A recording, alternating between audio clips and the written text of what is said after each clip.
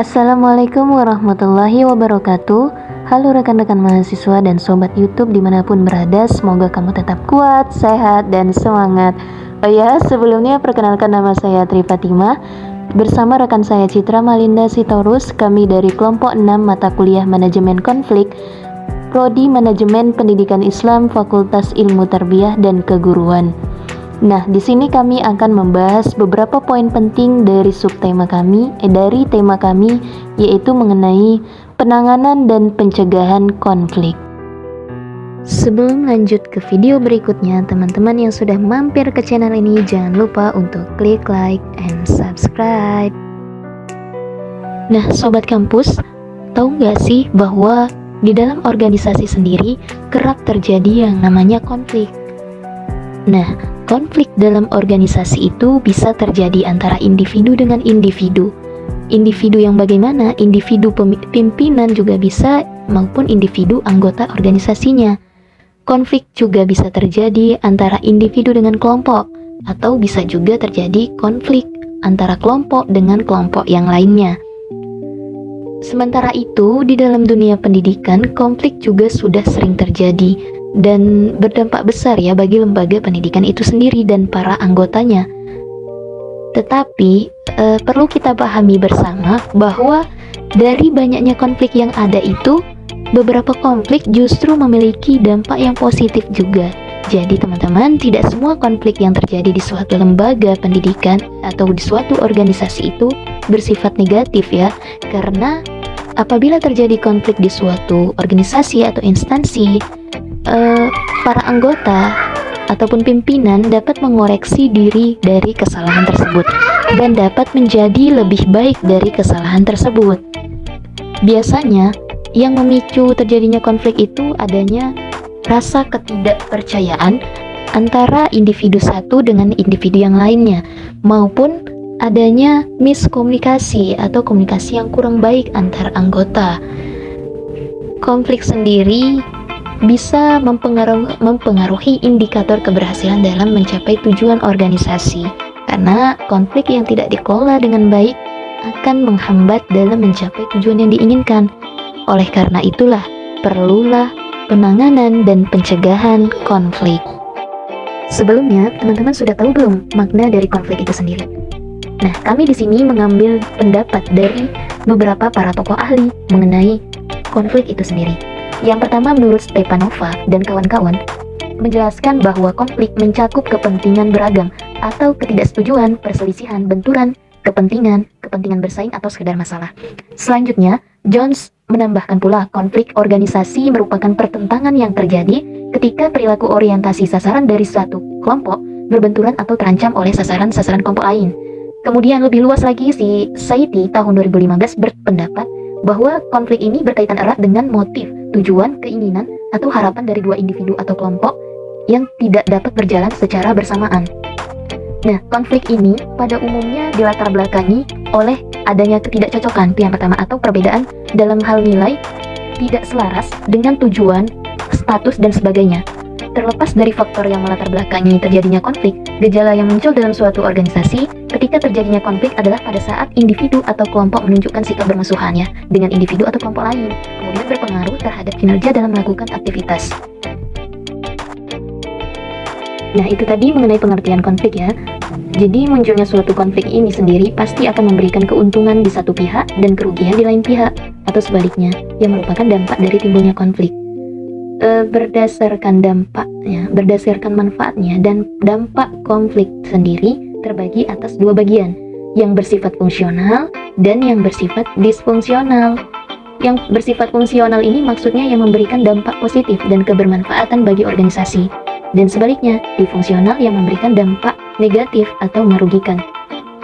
Jadi berdasarkan pernyataan tersebut, dapat dinyatakan bahwa dampak positif yang dirasakan bila terjadinya konflik yaitu sebagai pembelajaran ya dalam menyusun sebuah kebijakan untuk mencegah dan menyelesaikannya, sehingga kedepannya itu dapat meminimalisir kerugian yang akan ditimbulkan gitu ya.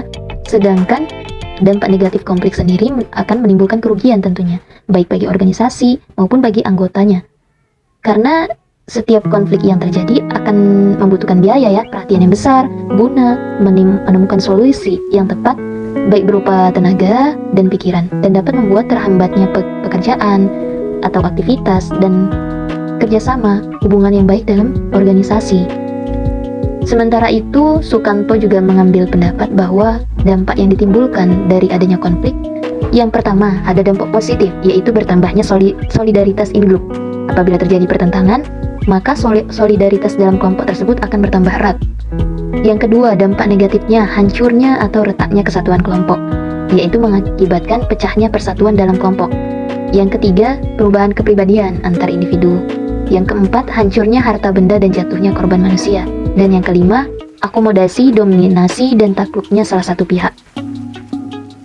Di sini seorang manajer ya harus mengetahui konflik yang terjadi pada bawahannya yang berkaitan dengan organisasi dan bukan konflik pribadi, sehingga konflik dapat didiskusikan, mencari solusi dalam rangka menciptakan lingkungan organisasi yang baik. Karena konflik dapat berdampak positif atau bahkan negatif bagi kegiatan organisasi. Konflik dalam kehidupan kemungkinan akan selalu ada ya kawan-kawan, karena konflik merupakan suatu kenyataan hidup yang tidak dapat kita hindarkan. Konflik terjadi ketika kepentingan maupun tujuan dari suatu masyarakat atau individu tidak sejalan gitu dengan individu lain. Berbagai perbedaan pendapat terjadi, namun konflik dapat diselesaikan gitu tanpa adanya kekerasan, bahkan sering pula menghasilkan situasi yang lebih baik bagi sebagian besar untuk melakukan perubahan, untuk perbaikan bagi semua pihak yang terlibat dalam konflik. Di sini menurut Wahyudi, dampak konflik secara positif akan membawa perubahan dan perbaikan yang lebih baik. Yang pertama, membuat organisasi tetap hidup dan harmonis karena adanya keterlibatan maupun pemahaman sendiri dalam penyelesaian konflik itu sendiri. Yang kedua, berusaha menyesuaikan diri dengan lingkungan karena belajar dari apa yang telah dipermasalahkan. Kemudian yang ketiga, melakukan adaptasi. Di sini sehingga ya dapat terjadinya perubahan dan perbaikan dalam sistemnya, dalam prosedurnya, programnya, bahkan tujuan organisasinya gitu. Kemudian dampaknya lagi yang keempat, memunculkan keputusan-keputusan yang bersifat inovatif. Karena adanya suatu permasalahan tadi, maka perlu adanya perubahan. Nah, perubahan ini akan menimbulkan suatu inovasi baru bagi individu, pimpinan maupun anggota. Yang kemudian yang kelima itu memunculkan persepsi yang lebih kritis terhadap perbedaan pendapat. Itu tadi penjelasan dari saya, kemudian akan dilanjutkan oleh pemateri berikutnya. Terima kasih. Wassalamualaikum. Assalamualaikum warahmatullahi wabarakatuh. Saya Citra Malinda Sitorus dengan NIM 0307191003 sebagai pemateri kedua yang akan menjelaskan pendekatan penanganan konflik. Pengendalian konflik dilakukan melalui pendekatan yang pertama, musyawarah. Musyawarah dilakukan agar pihak-pihak yang bertentangan dapat mencari penyelesaian terbaik bagi masalah yang sedang dihadapi, bukan mencari kemenangan sepihak. Kemudian yang kedua, campur tangan pihak ketiga. Campur tangan pihak ketiga dilakukan apabila pihak-pihak yang bertentangan tidak ingin berunding atau telah mencapai jalan buntu. Kemudian yang ketiga, konfrontasi. Maksud dari konfrontasi yaitu mempertemukan pihak-pihak yang sedang berkonflik untuk diminta pendapatnya secara langsung dalam rapat ataupun sidang dan pimpinan yang bertindak sebagai moderator. Yang keempat, tawar-menawar. Pengendalian konflik dilakukan melalui proses pertukaran persetujuan dengan maksud mencapai keuntungan kedua pihak yang sedang berkonflik. Kemudian yang kelima, kompromi, yaitu pendekatan kompromi dilakukan untuk mengatasi konflik dengan cara pencarian jalan tengah yang dapat diterima oleh pihak-pihak yang bertentangan. Selanjutnya, pencegahan konflik. Yang pertama ada rujuk, yaitu merupakan suatu usaha pendekatan dan hasrat untuk kerjasama dan menjalin hubungan yang lebih baik demi kepentingan bersama.